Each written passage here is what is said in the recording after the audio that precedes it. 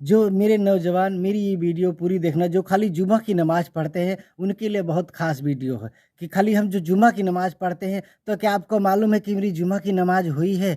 कैसे मालूम पड़ेगा? क्योंकि आप हर में हफ़्ते में 1 ही बार पढ़ते हो, तो आपको कैसे मालूम कि मेरी जुमा की भी नमाज़ हुई है कि नहीं? और जो 5 टाइम पढ़ता है, तो अल्हम्दुलिल्लाह उसको तो मेरा जहाँ तक मानना है कि वो उसको मालूम होगा पूरा।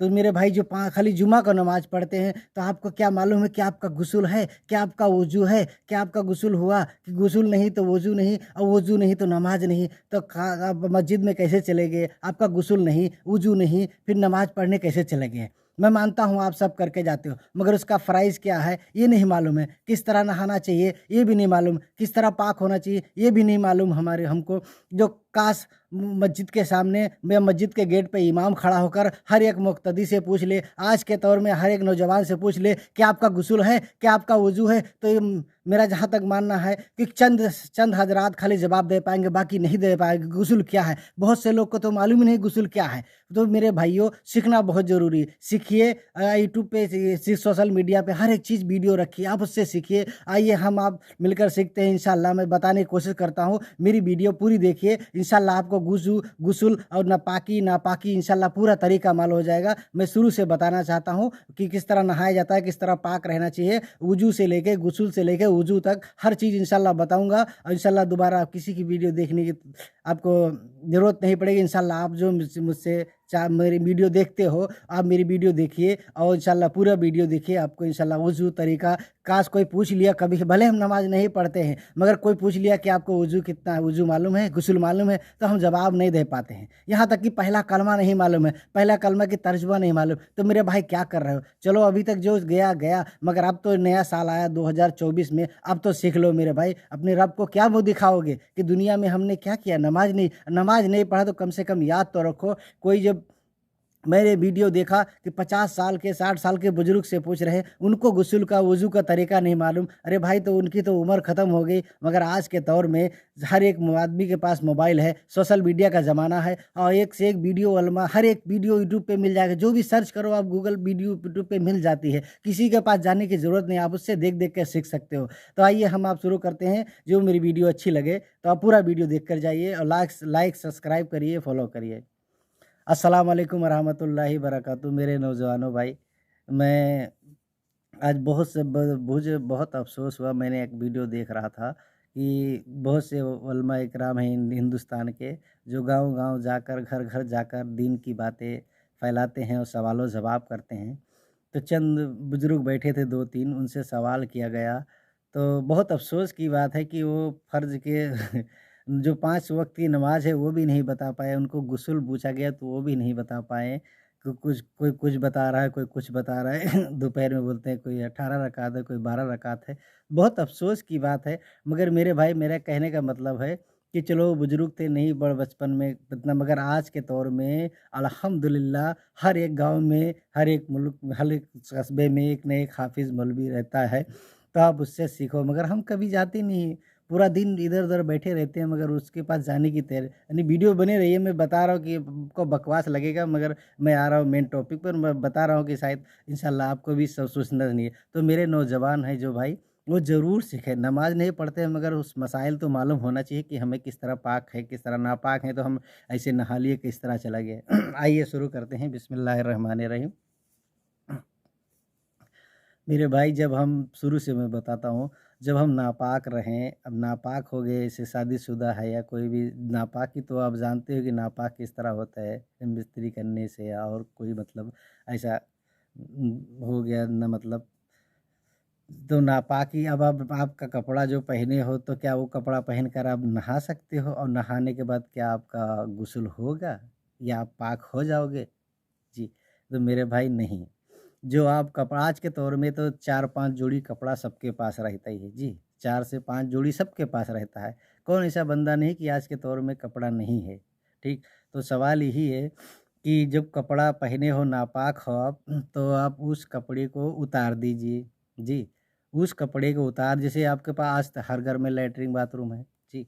और जैसे जिसका मतलब जिसके नहीं है, बहुत मजबूरी है, आज भी किसी के घर में नहीं है लैट्रिन, तो वो एक काम कर सकता है कि जो कपड़ा पहना है वो कपड़ा उतार दे और लैट्रिन में चला जाए लैट्रिन में जाकर वो कपड़ा उतार दे और जो बदन गंदा है वो बदन को उस पानी से धो डाले। पानी से धोने के बाद दूसरा साफ कपड़ा पहन ले जी।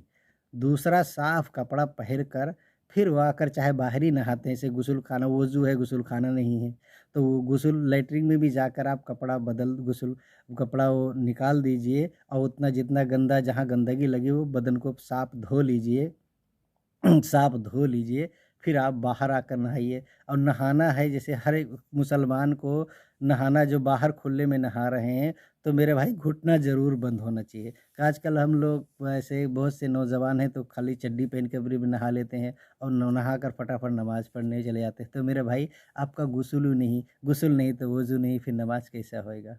कोई मना नहीं करता है, कोई समझता नहीं है, क्योंकि कोई किसी की मानता नहीं है आजकल। तो मेरे भाई जब आप ले तब सवाल है जो मतलब वॉशरूम में नहा रहे हो तो आपके बदन पर एक भी कपड़ा नहीं है तो भी आपका गुस्ल हो गया, क्योंकि बंद कमरे में आपको कोई नहीं देख रहा है जी। और जो बाहर कहीं नहा रहे खुले में, तो मेरे भाई आपका घुटना ज़रूर बंद होना चाहिए, नहीं कमर से लेकर घुटने से नीचे तक कपड़ा ज़रूर होना चाहिए। घुटने तक नहीं बंद हुआ तो आपका गुस्ल नहीं हुआ, तो गुस्ल नहीं हुआ तो आप पाकी नहीं हुए। पहली बात पाकी नहीं हुए, गुस्ल नहीं हुआ तो आप नमाज़ कैसे पढ़ सकते हैं मेरे भाई? तो ये ज़रूरी है। तो जब हमें जैसे गुस्ल खाने में नहा मतलब वज़ू करने गया है गुस्ल करने, तो आप पूरा कपड़ा उतार दिए, बदन में एक भी कपड़ा नहीं, तो भी आपका गुस्ल होएगा। मगर मेरे भाई गुस्ल करना जितना बदन मतलब गुस्ल करने के फ़राइज़ होते हैं कि फ़राइज़ कितना है, कितनी फ़राइज़ है। फ़राइज़ जब तक अदा नहीं होगा तो आपका गुस्ल भी नहीं है। वुज़ू में भी इसी तरह फ़राइज़ है। वुज़ू में दूसरी के तरीके से है और गुस्ल में 3 फ़राइज़ है, वुज़ू में 4 फ़राइज़ है। ये जानना ज़रूरी है, ये सब बहुत से नौजवान को नहीं मालूम है। तो भी ये जानना ज़रूरी है। तो मेरे भाई गुस्ल में 3 फ़राइज़ है, गुस्ल में 3 फ़राइज़ है। कौन-कौन सा है? जिस तरह आप वुज़ू बनाते हो उसी तरह बनाइए। जिस तरह हाथ 3 बार धोते हो, मुँह धोइए, मुँह कुल्ली करिए, नाक में पानी डालिए, मुँह धोइए, सर का मसाज करिए, ठीक। उसके बाद इस तरह होता है ये, मतलब ये गुस्ल वुज़ू की तरह आप कर लीजिए। और जिस तरह मगर आप बंद कमरे में नहा रहे हो तो आप पैर ना धोइए, बाकी सब करिए। वुज़ू का पूरा फ़र्ज़ अदा करिए, पैर ना धोइए। नहीं धो भी लिए तो कोई वो नहीं है, मगर नहीं धोना है। और जो बाहर आप गुस्ल कर रहे हैं, नहा रहे हैं, गुस्ल मतलब गुस्ल को नहाना को गुस्ल बोला जाता है। जब बाहर आप नहा रहे हो तो पैर भी धो लीजिए। अब फ़राइज़ इसमें क्या है, जिस तरह आप वुज़ू कर रहे हैं मतलब पाक आपको पहले होना है कि जो जिस्म मैंने क्या बताया उधर जाइए, बदन को धो लीजिए, पाक कपड़ा पहन लीजिए। पाक कपड़ा पहन कर फिर नहाइए। पाक कपड़ा जब बदन को धो लिए तो आप पाक हो गए भाई, पूरा जिस्म तो पाक नहीं हुआ, जहाँ लगा था गंदगी वही पाक हो गया। फिर आप बाहर निकल कर वुज़ू करने के बाद फिर नहाइए। तो गुस्ल में क्या होता है, जैसे जैसे अब वुज़ू है उस तरह कर लीजिए, या जब तो फिर दाहिने कंधे पे पानी डालिए, फिर बाएँ कंधे पे, फिर पूरे बदन पे पानी डालिए, इस तरह नहाया जाता है। तो इसका फ़र्ज़ क्या होता है, गुस्ल का फ़र्ज़ 3 फ़राइज़ है। आपको कुल्ली करना है जी, आपको कुल्ली करना है, पहला फ़र्ज़ ये हो गया जी। और दूसरा फ़र्ज़ है नाक में पानी डालना जी। नाक में पानी डालना मतलब नरम हड्डी तक पानी पहुँच जाए। और याद रखिए जो रोज़े से हो तो आप कुल्ली करके गरारा भी नहीं करना है और नाक में पानी भी डालना है, तो नरम हड्डी तक नहीं जाना चाहिए। रोज़े में है तो आप ये ख़्याल रखिए, वुज़ू में या गुस्ल में दोनों में। आप रोज़े से नहीं हो तो नाक में पानी इस तरह लीजिए, सूंघिए कि नरम हड्डी तक पहुँच जाना चाहिए। और कुल्ली करिए तो गलाला लेकर करिए जी। ये 2 हो गया। और तीसरा है पूरे बदन पे पानी डालना। दाहिने कंधे से शुरू करो, इधर डालिए कि नीचे तक बह जाए, फिर इधर डालिए, फिर पूरे बदन पे डालिए, पूरा बदन की मसाज करिए, आपका गुस्ल हो गया जी। वुज़ू क अब सोचो इसी इसी जो मैंने गुस्ल किया था उससे पहले वुज़ू किया था, तो इसी वज़ू से मैं नमाज़ पढ़ सकता हूँ, तो जी पढ़ सकते हो, क्योंकि आपका वो गुस्ल हो गया, वुज़ू किया तो गुस्ल भी हो गया, तो आप नमाज़ पढ़ सकते हो। मगर बेहतर है आप दोबारा वुज़ू बना लीजिए। जी। दूसरी बात, वुज़ू में 4 फ़राइज़ है। वुज़ू में कौन-कौन सा फ़राइज़ है मेरे भाई? वुज़ू में है हाथ धोना, यहाँ से लेकर यहाँ तक घुटनों तक, फर्स्ट हाथ धोना, दोनों हाथ को धोया जी। उसके बाद पूरा चेहरे को धोना, यहाँ से लेकर माथे के लौ से लेकर यहाँ से कानों की लौ तक, यहाँ तक नीचे तक पूरा आपको पूरा मसा करना है जी। 2 हो गया। तीसरा है सर का मसा करना है। जी, सर का मसा किस तरह किया जाता है, देखिए इस तरह हाथ को लेना है और अपने यहाँ से शुरू करना है और अपने को ऐसे पीछे यहाँ नीचे तक ले जाना है। नीचे ले जाने के बाद फिर वो सीधा हाथ करके वापस इस तरह लाना है और इस तरह लाकर फिर इस तरह करना है।